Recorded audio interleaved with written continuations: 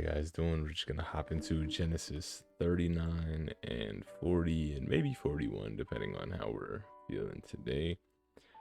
So, and Joseph was brought down to Egypt, and Potiphar, the officer of Pharaoh, captain of the guard, an Egyptian, bought him out of the hands of the Ishmaelites, which had bought him down thither. And the Lord was with Joseph, and he was a prosperous man, and he was in the house of his master, the Egyptian. And his master saw that the Lord was with him, and the Lord made all he did prosper in his hand. And Joseph found grace in his sight, and he served him, and made him overseer over his house, and all that he had he put into his hand. And it came to pass from the time that he had made him overseer in his house and all that he had, the Lord blessed the Egyptian's house for Joseph's sake. And the blessing of the Lord was upon all that he had in the house and in the field. And he left all that he had in Joseph's hands, and he knew not aught he had, save the bread which he did eat. And Joseph was a goodly person, and well favored. And it came to pass that after these things, that his master's wife cast her eyes upon Joseph, and she said, Lie with me. But he refused, and said unto his master's wife, Behold, my master wotteth not what is with me in the house, and he hath committed all he hath to my hand. There is none greater in this house than I. Neither hath he kept back anything from me but thee, because thou art his wife. How then can I do this great wickedness and sin against God?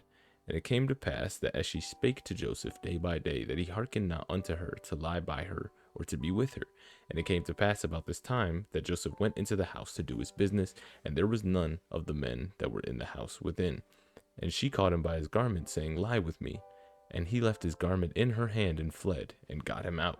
And it came to pass when she saw that when he had left his garment in her hand, she was fled forth. See that she called the men of her house and spake unto them, saying, See, he hath brought in a Hebrew unto us to mock us. He came in to me to lie with me, and I cried with a loud voice.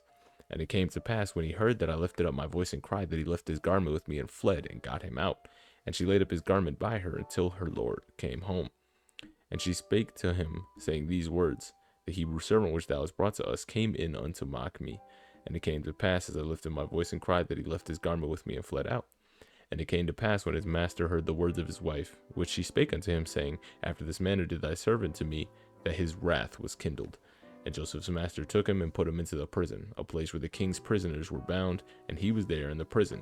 And the Lord was with Joseph, and showed him mercy, and gave him favor in the sight of the keeper of the prison. And the keeper of the prison committed to Joseph's hand all the prisoners that were in the prison, and whatsoever they did there, he was the doer of it.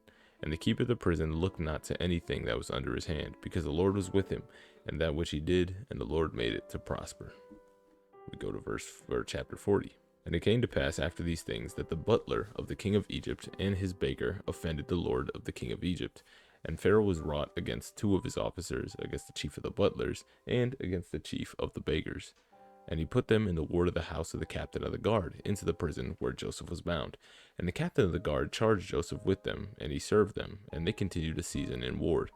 And they dreamed a dream, both of them, each man in his dream, one night. And according to the interpretation of his dream, the butler and the baker of the king of Egypt were bound in the prison.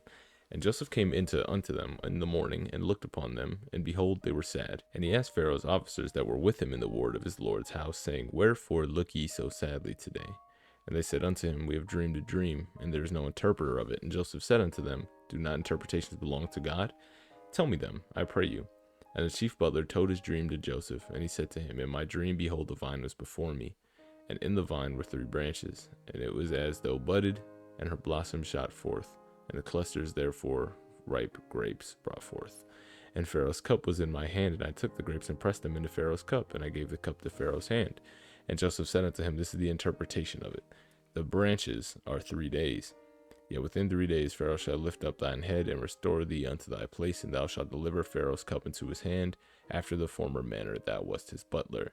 But think on me when it shall be well with thee, and show thee kindness, I pray thee, unto me, and make mention unto Pharaoh, and bring me out of this house. For indeed I was stolen away out of the land of the Hebrews, and here I have done nothing that they should put me into this dungeon.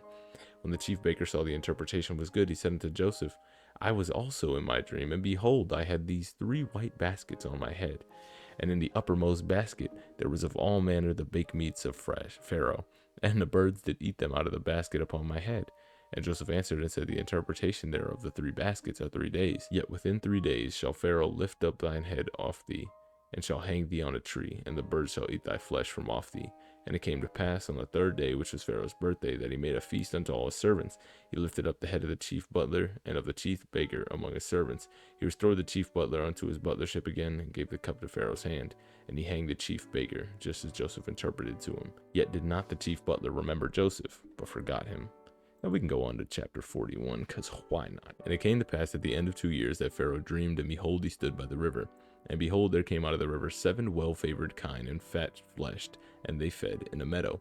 And behold, 7 other kine came up after them of the river, ill-favored and lean-fleshed, and stood by the other kine upon the bank of the river.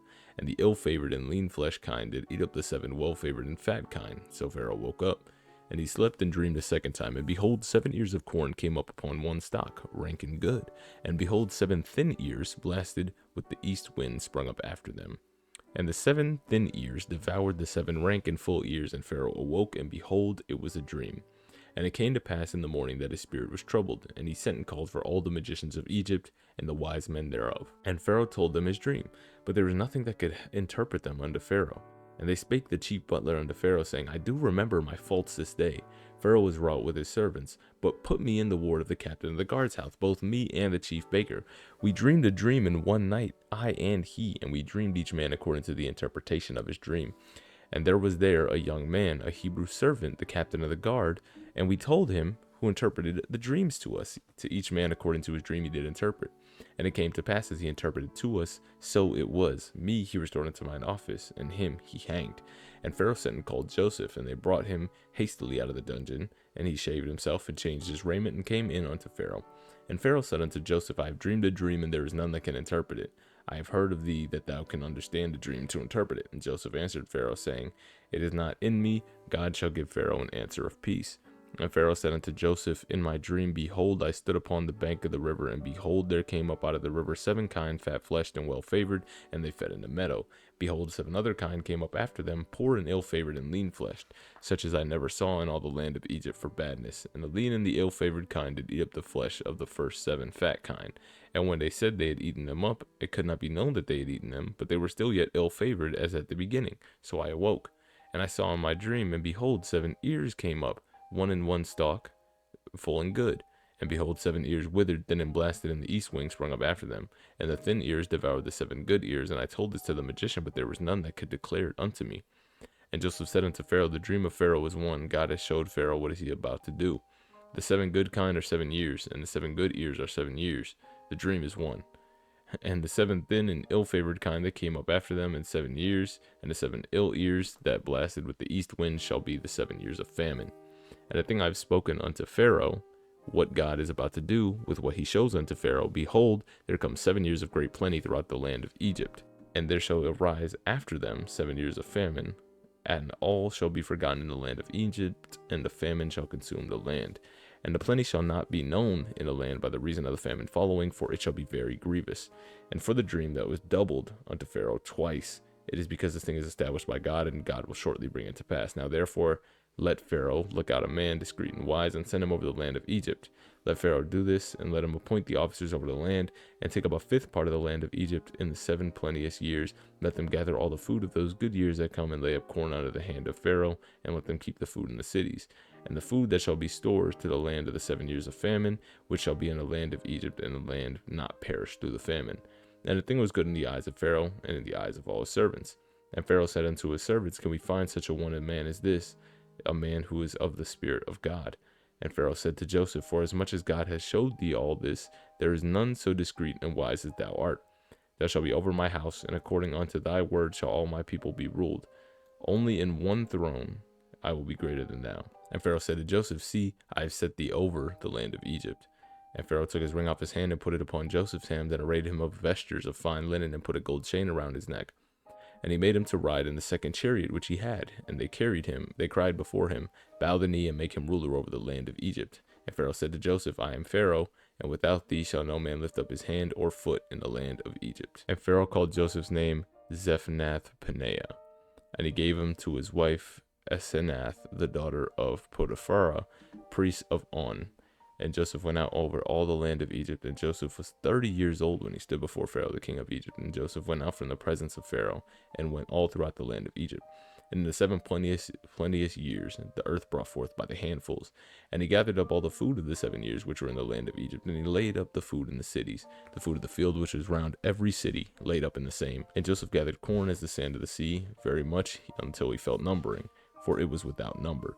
And unto Joseph were born 2 sons before the years of the famine, which Asenath, the daughter of Potipharah, priest of On, bare unto him. And Joseph called the name of the firstborn Manasseh, for God said, He hath made me forget all my toil and all my father's house. And the name of the second he called him Ephraim, for God hath called to be fruitful in the land of my affliction.